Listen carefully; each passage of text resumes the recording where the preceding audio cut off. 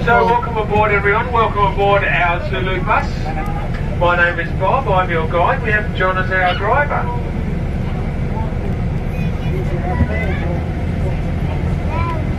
Now just a reminder, while we're travelling along, while we're in motion, if you could remain seated. Don't have to have those seat belts on, but you do need to remain seated. We will stop for photographs, you can get up and take your photographs, but otherwise, when we move again, you can regain your seat. Also listen out for any instructions from myself or John, who might be pointing out something that you want to see.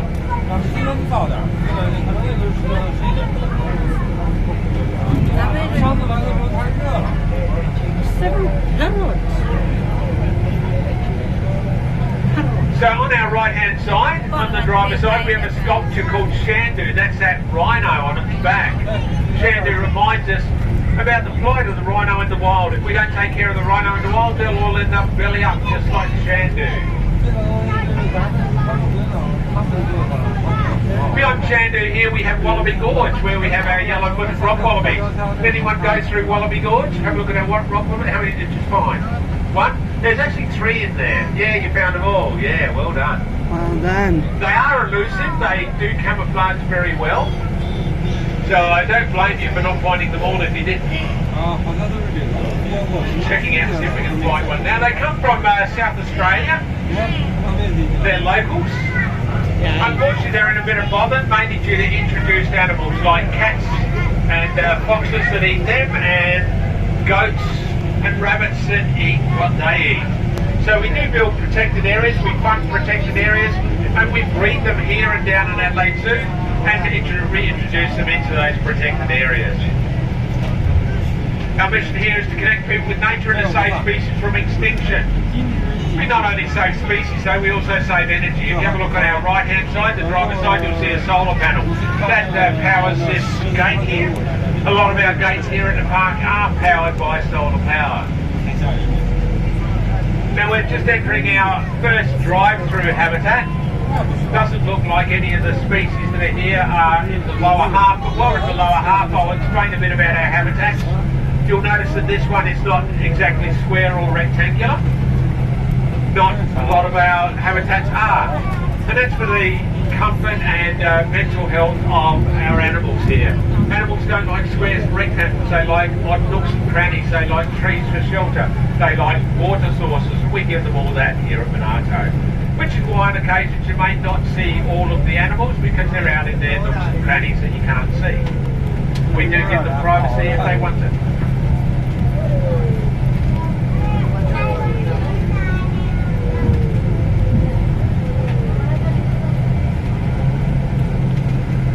So here we have our first species. They'll be on our left-hand side, on the door side of the bus. They are the red deer.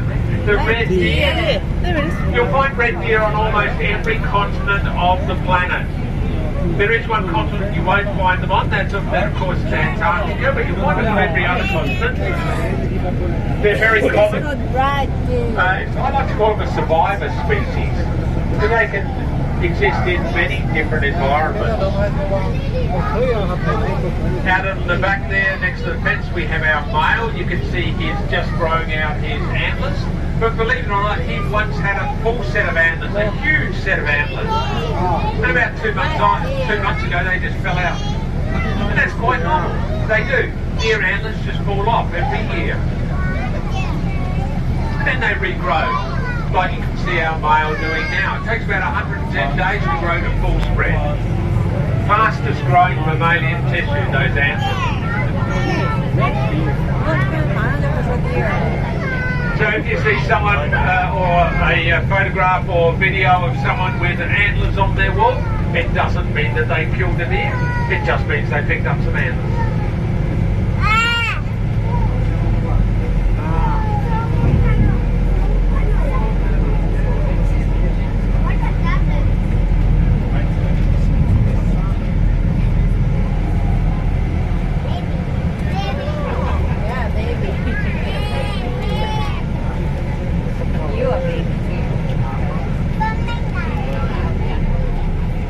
So in our next habitat here, we have another 2 species. We have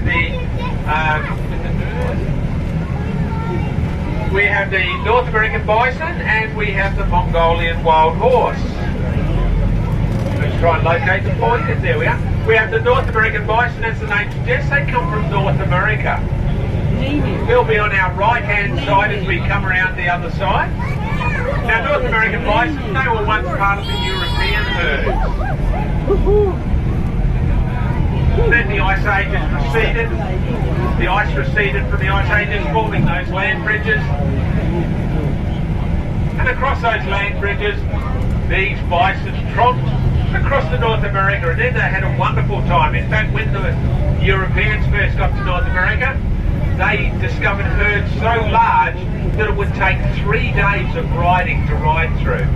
It was thought there were between 30 and 60 million of them wandering the North American plains. Here are the North American bison. They're on your right-hand side, the driver's side of the bus.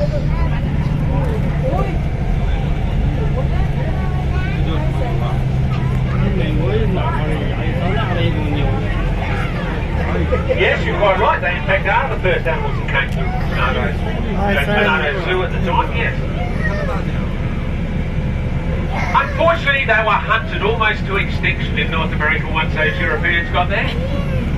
And in fact, by the end of the 1800s, there was less than 1,000 left.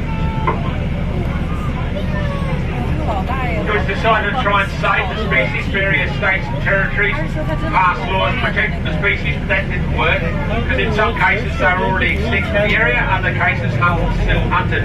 But then they did something fantastic, which cemented the survival of the bison and cemented the survival of any animal that's in trouble. They gave them somewhere to live. They established a national park. With the national parks, they thrive within those parks. Their numbers are now some 31,000 across North America in those parks. Now on our left-hand side and right-hand side, we have the Mongolian wild horse. And we have a new arrival. If you have a look on the right-hand side, we have a new foal arrived in the last couple of days.